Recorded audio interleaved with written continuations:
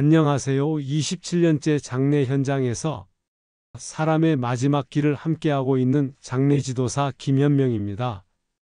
오늘은 조금 묵직하지만 누구에게나 꼭 필요한 이야기를 해보려 합니다. 매일 이별의 현장을 마주하면서 한 가지 사실을 자주 느낍니다. 사람들은 죽음을 준비하지 않는다는 겁니다. 멀게만 느껴지지만 막상 그 순간이 오면 남은 가족은 절차를 챙기느라 마음을 추스를 여유가 없습니다. 그 와중에 감정이 부딪히고 후회가 남습니다. 이런 이야기를 나누는 이유는 누군가에게는 그 준비의 시간이 위로가 될 수도 있기 때문입니다. 혹시 오늘 제 이야기가 공감되거나 누군가에게 도움이 될 것 같다고 생각되신다면 지금 구독과 좋아요를 눌러주세요. 여러분의 클릭 하나가 누군가의 마지막 시간을 더 따뜻하게 바꿀 수 있습니다. 예전엔 누가 세상을 떠나면 당연히 3일장을 치렀습니다. 하루는 발인 준비, 하루는 조문객 맞이, 그리고 마지막 날은 묘지로 향하는 길. 그건 사람답게 떠나는 최소한의 예의이자 부모 세대가 지켜온 도리였습니다. 하지만 요즘은 다릅니다. 조문객이 줄고 가족들은 멀리 떨어져 살아 빈소를 지킬 사람도 없습니다. 게다가 장례 비용은 점점 오르고 형제 자매 가족 구성원 수는 줄어들고 있어 부담이 더욱 커집니다. 이제는 3일장이 아니라 하루 만에 모든 절차를 마치는 1일장이 늘고 있습니다. 많은 분들이 제게 물으십니다. 선생님, 꼭 3일장으로 해야 하나요?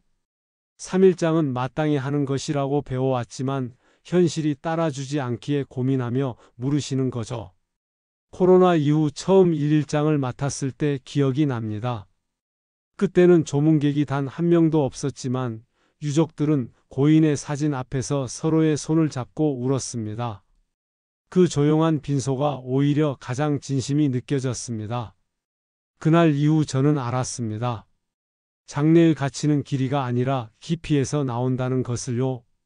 사람이 세상을 떠나면 오랫동안 우리 사회는 3일 동안 빈소를 지켰습니다. 이유를 정확히 아는 사람은 많지 않았지만 누구나 당연하게 여겼습니다. 그 뿌리를 따라가면 조선시대로 거슬러 올라갑니다. 유교 문화가 사회의 근본이던 시절 죽음은 슬픔이 아니라 예의의 완성이었습니다. 사람이 숨이 끊어졌다고 해서 곧바로 죽었다고 단정하지 않았고 혼이 떠났는지 머물고 있는지를 확인하기 위해 사흘간 불을 끄지 않았습니다.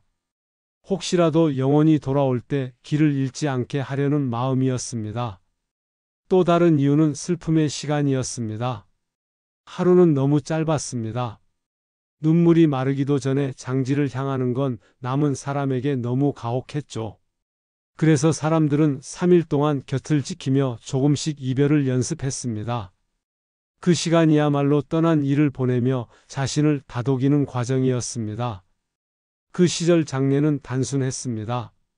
마을 사람들이 함께 밥을 나르고 상주는 손님을 맞으며 고마움을 전했습니다. 그건 죽은 이를 위한 의식이면서 살아있는 사람들의 마음을 다잡는 공동체의 의례였습니다.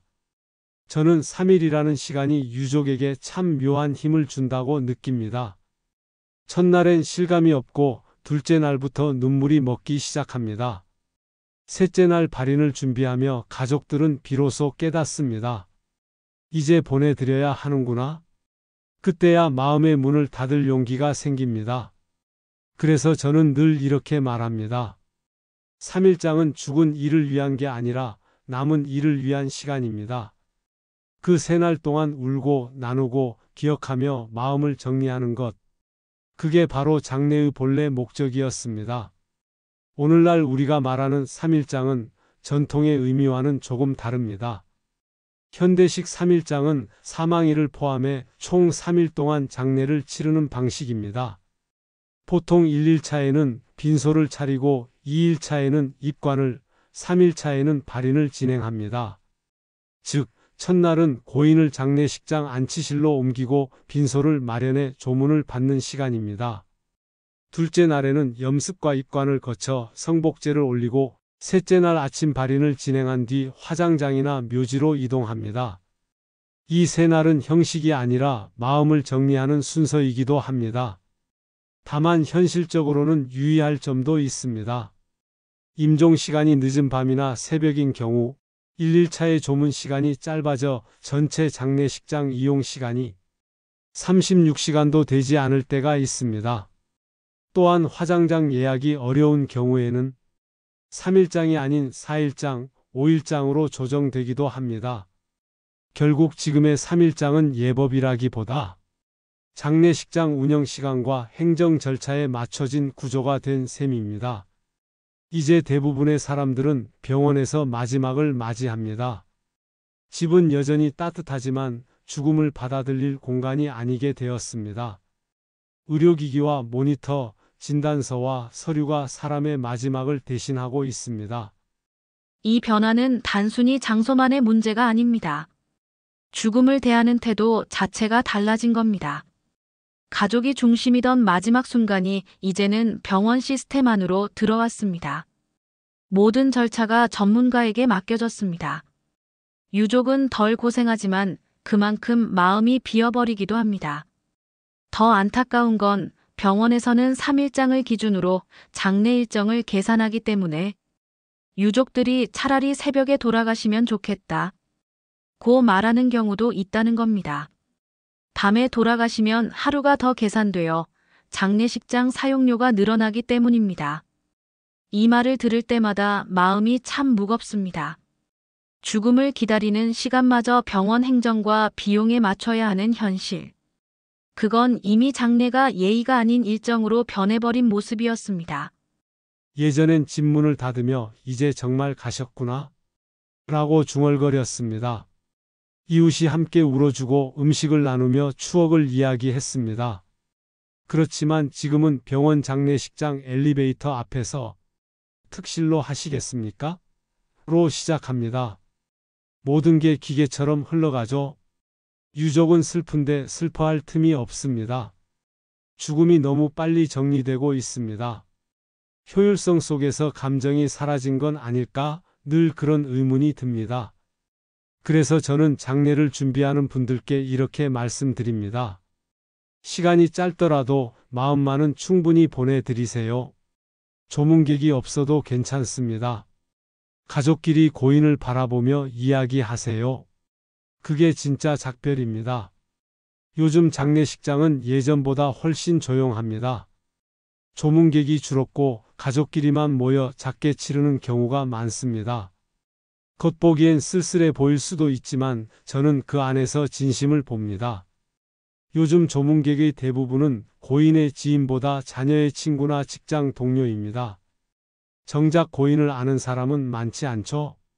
고인이 고령일수록 친구들은 이미 세상을 떠났거나 몸이 불편합니다. 젊은 세대로 갈수록 자녀가 한두 명뿐이라 예전처럼 인맥이 넓지도 않습니다. 그래서 요즘 장례식장에서는 이런 말이 자주 들립니다. 괜찮아요. 그냥 우리끼리 보내드릴게요. 그 한마디가 지금 시대의 장례를 상징합니다. 조문이 줄어드는 건 냉정함 때문이 아니라 위로의 방식이 바뀌고 있다는 신호입니다. 사람들은 형식적인 방문보다 진심 어린 연락과 마음의 표현을 원합니다. 장례의 중심이 관계의 수에서 마음의 밀도로 옮겨가고 있습니다. 한 번은 80대 어머니를 모신 사남매가 있었습니다. 아무도 부르지 않겠습니다. 우리들끼리 어머니 곁에 있고 싶어요. 그들은 정말 조용히 음악을 틀고 사진첩을 넘기며 이야기를 나눴습니다. 이때 엄마 제주도 처음 가셨잖아요. 여기 웃으시는 거 봐요. 밤이 깊을수록 눈물 대신 웃음이 섞였습니다. 발인을 마치며 큰 따님이 말했습니다. 선생님, 오늘 어머니를 정말 잘 보낸 것 같아요. 그 말에 저는 고개를 끄덕였습니다. 그건 슬픔이 아니라 감사의 이별이었습니다. 또 한 번은 혼자 사시던 80대 어르신의 장례를 맡았습니다.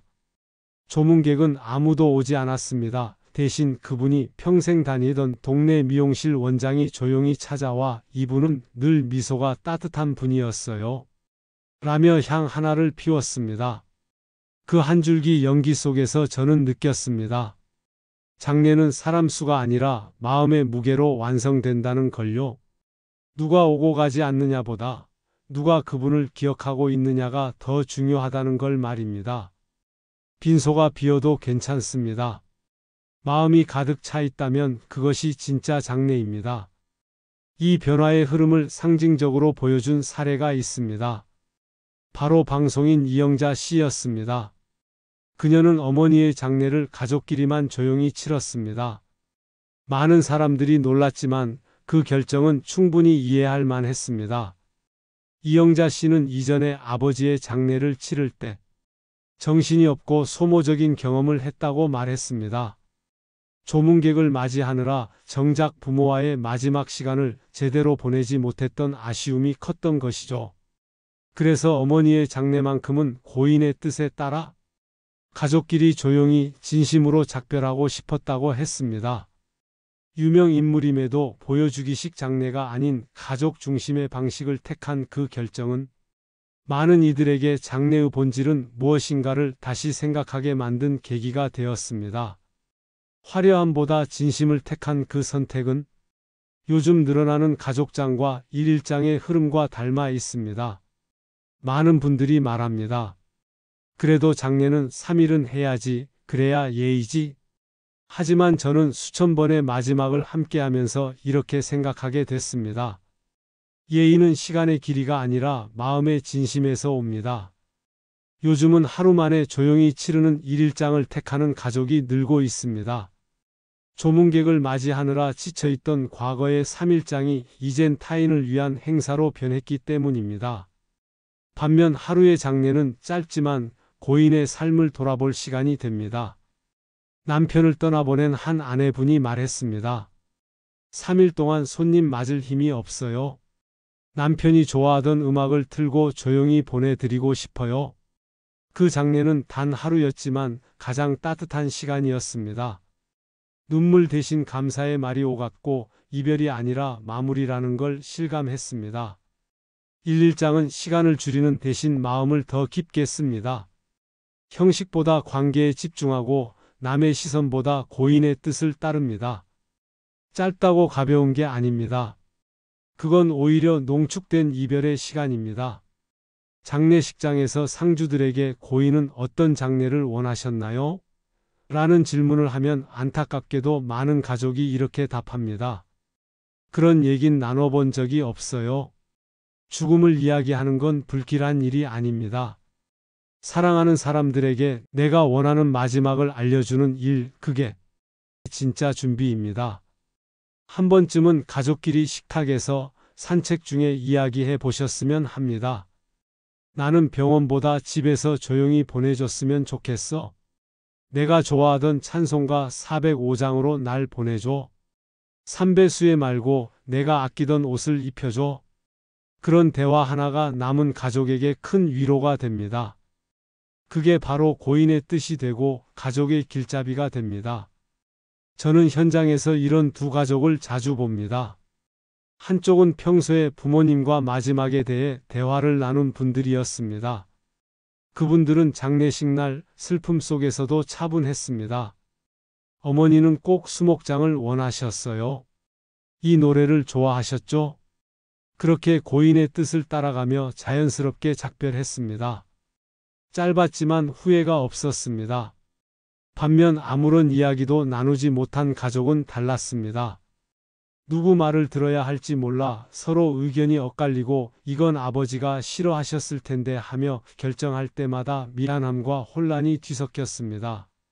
형식은 갖췄지만 마음이 따라가지 못했습니다. 그 차이는 단순히 준비의 유무가 아니라 사랑을 미리 표현했느냐의 차이였습니다. 요즘은 사전장 내의향서를 작성하는 분도 많습니다. 그건 슬픈 예언이 아니라 마지막까지 나답게 살겠다는 선언입니다.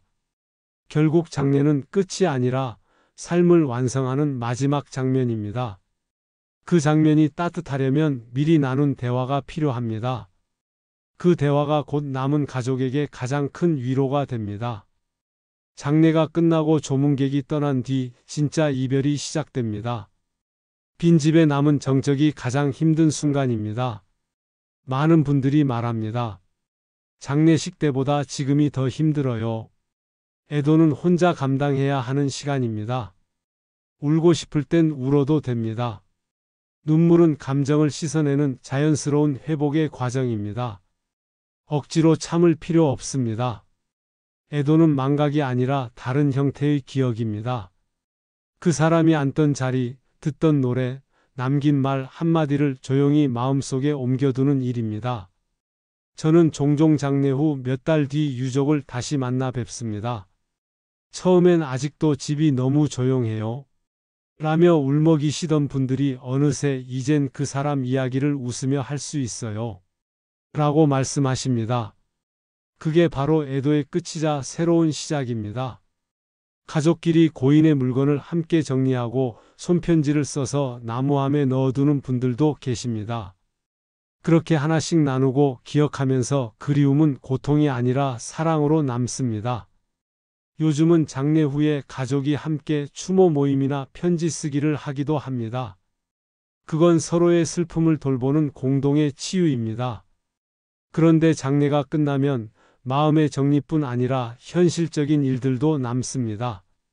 사망신고, 은행 계좌 해지, 국민연금이나 건강보험 정리, 상속과 유산 분배 등 꼭 해야 할 행정 절차들이 이어집니다. 많은 분들이 이 부분을 미루다가 어려움을 겪습니다. 특히 재산이나 보험, 연금 수급권은 언제, 누가, 어떻게 신청하느냐에 따라 결과가 크게 달라집니다. 그래서 저는 가족들에게 늘 이렇게 말씀드립니다. 마음을 추스르신 뒤에는 서류와 절차도 하나씩 챙기세요. 그것이 고인의 뜻을 온전히 이어드리는 일입니다. 요즘은 읍면동 주민센터나 복지포털에서도 사망신고와 각종 정리를 한 번에 처리할 수 있는 사망 원스톱 서비스가 마련되어 있습니다. 조금만 여유를 내서 이런 제도를 활용하신다면 남은 가족의 부담을 훨씬 줄일 수 있습니다. 죽음 이후의 행정 절차는 단순한 서류 처리가 아니라 남겨진 삶을 정돈하는 마지막 과정입니다. 마음을 다한 이별만큼이나 이 실질적인 마무리도 소중한 애도의 한 부분입니다. 우리는 누구나 언젠가 마지막 인사를 준비해야 합니다. 그건 두려움의 이야기가 아니라 사랑의 완성입니다. 3일장이든 1일장이든 화려하든 조용하든 중요한 건 형식이 아니라 진심입니다. 고인의 뜻을 존중하고 남은 사람의 삶을 돌보는 일. 그 두 가지가 함께할 때 장례는 끝이 아니라 사랑의 마지막 표현이 됩니다. 여러분은 어떤 모습의 장례를 원하시나요? 누구에게 어떤 음악과 말로 보내지고 싶으신가요? 그 대화를 지금부터 시작해 보셨으면 합니다. 댓글로 여러분이 원하는 장례 모습을 남겨주세요. 그게 당신의 삶을 완성하는 가장 따뜻한 준비가 될 겁니다.